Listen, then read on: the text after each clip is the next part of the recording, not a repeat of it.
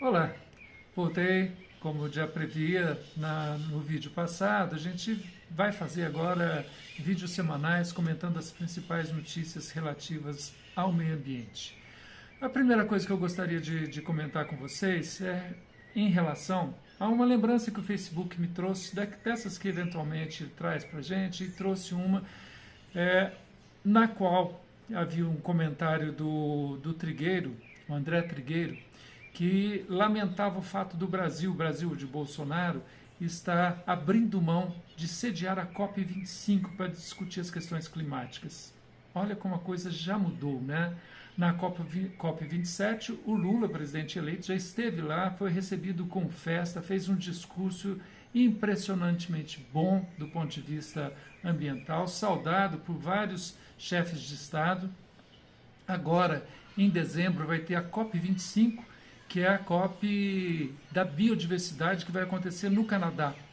E lá o Brasil vai estar representado formalmente e com grande força através das presenças das ex-ministras do Meio Ambiente, Marina Silva e Isabela Teixeira. Então, as coisas estão mudando verdadeiramente, mudando para melhor, felizmente. Entretanto, eu queria deixar aí, é claro que nem. Bem, ainda tem uma outra notícia boa a comentar, e eu ia falar de uma notícia não tão boa, vou falar sobre ela. Mas a notícia boa a se comentar é que o governo, através dessa equipe que faz a transição no campo socioambiental, prevê um revogaço das normas infralegais que este governo atual fez passar na chamada passar a boiada lá do Ricardo Salles, de triste memória.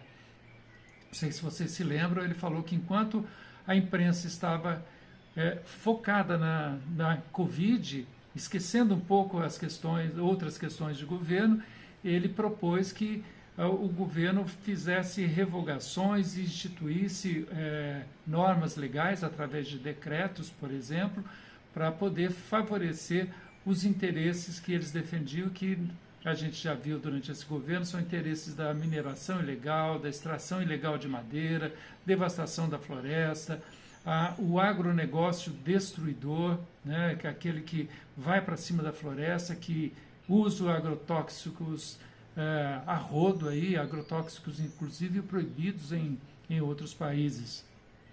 Vamos esperar ansiosamente por esse revogaço. Mas a outra notícia, e para finalizar, a outra notícia, ela vem de um portal chamado Eco, no campo socioambiental, que mostra o seguinte, que a maioria dos deputados mais antiambientais da Câmara, eles se reelegeram. Isso, infelizmente, é fruto de um processo eleitoral no qual a gente acaba focando a nossa atenção na eleição do presidente, do governador, nas eleições municipais do prefeito, e esquece o legislativo.